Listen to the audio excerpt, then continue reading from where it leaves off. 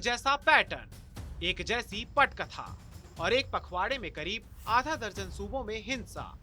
और इन हालात में देश की राजधानी दिल्ली भी अछूती नहीं रही। दिल्ली के जहांगीरपुरी में भी वही हुआ जो अब तक राजस्थान, मध्य प्रदेश, झारखंड और गुजरात में हुआ था। हनुमान जयंती की शोभा यात्रा में पत्थरबाजी से शुरू हुई हिंसा आगजनी और बवाल तक जा पहुंची। इधर दिल्ली के सीएम केजरीवाल ने भी कानून व्यवस्था को केंद्र के पाले में डालकर सरकार को कटघरे में खड़ा करने का मौका नहीं छोड़ा। अगर जरूरत पड़े तो जो एजेंसीज हैं, जो पुलिस है, जो सरकारें हैं जिनकी जिम्मेदारी है, दिल्ली में केंद्र सरकार की जिम्मेदारी है, तो केंद्र सरकार दिल्ली में शांति व्यवस्था बनाए रखें। वो मुख्यमंत्री हैं केजरीवाल जी, लेकिन जिम्मेदारी कोई लेने के लिए तैयार नहीं है। आज तक पूछना चाहिए इनके पास विभाग कौन सा है दिल्ली सरकार में और उसकी आउटपुट क्या है, क्या आउटकम है उसकी, जरा पता तो चले। और दूसरे राज्यों में जाकर अधिकारियों की बैठक लेना, ये संघीय ढांचे पर एक प्रहार है। एक के बाद एक सूबे के बाद बीते शनिवार को दिल्ली के दामन पर भी दाग लग गया। वहीं सांप्रदायिक हिंसा की इस आंच पर अब सियासी रोटियां सेकने का काम भी शिद्दत से शुरू हो चुका है। कांग्रेस अध्यक्ष सोनिया गांधी ने सांप्रदायिक हिंसा की घटनाओं पर लिखा कि ये नफरत और विभाजन का वायरस है। प्रधानमंत्री नरेंद्र मोदी ऐसे लोगों को कड़ी हिदायत क्यों नहीं देते कि ऐसी बातें ना की जाएं, जिससे समाज में विभाजन हो।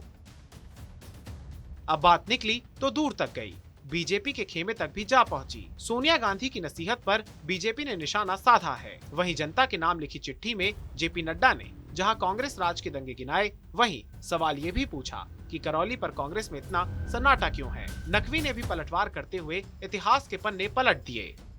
वो लोग हैं जो कि इस दौरान खासतौर से मोदी जी के शासनकाल में जो सौहार्द का माहौल है, जो सहिष्णुता का माहौल है, जो भाईचारे का माहौल है, उससे वो परेशान है।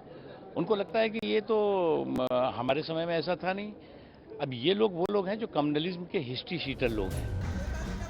हिंसा और हंगामे की तमाम तस्वीरों के बीच यूपी के नोएडा और मुरादाबाद से ऐसी सुकून भरी तस्वीरें सामने आई हैं। अपने अपने तरीके से हिंसा की इस तासीर की व्याख्या की जा रही है। सूबे और सरकार के हिसाब से शब्दों को धार दी जा रही है। कांग्रेस जहां गुजरात और मध्य प्रदेश को लेकर बीजेपी पर वार कर रही है, वहीं बीजेपी नेता राजस्थान के करौली की घटना पर कांग्रेस को घेर रहे हैं। अगर किसी का अपमान किया गया तो भारत के जो नागरिक हैं उनका अपमान किया जा रहा था। सेलेक्टिव पॉलिटिक्स की जा रही थी। अगर आप अपील करते हैं तो क्या अपने अंदर नहीं झांकेंगे? इस चिट्ठी में प्रमुखता से आदरणीय राष्ट्रीय अध्यक्ष जी ने यह सवाल पूछा है कि आप करौली राजस्थान पे चुप्पी क्यों साधे हैं। यह देश पूछ रहा है।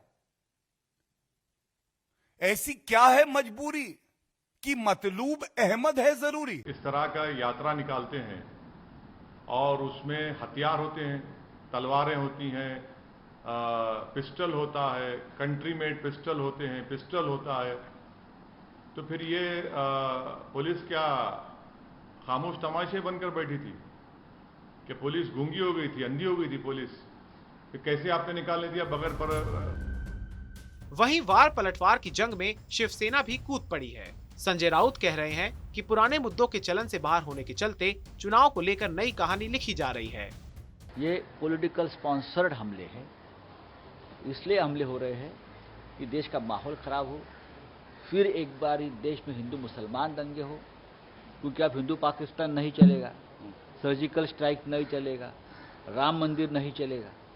तो ये जो माहौल खराब करके फिर एक बार 4-5 राज्यों में जो चुनाव आने जा रहे हैं उसमें वोट मांगने का ये पूरा षड्यंत्र है। बहरहाल कर्नाटक, उत्तराखंड, आंध्र प्रदेश, झारखंड और महाराष्ट्र यानी संख्या बढ़ती जा रही है सांप्रदायिक हिंसा की जद में आए राज्यों की। लेकिन जिस तरह से देश की फिजा बिगाड़ने का एक पैटर्न चलन में आया है, उस पर सवाल यही है कि आखिर इस तरह की घटनाओं की स्क्रिप्ट कहां लिखी जा रही है और इन हालातों पर संवेदनशीलता की बजाय सियासत क्यों की जा रही है।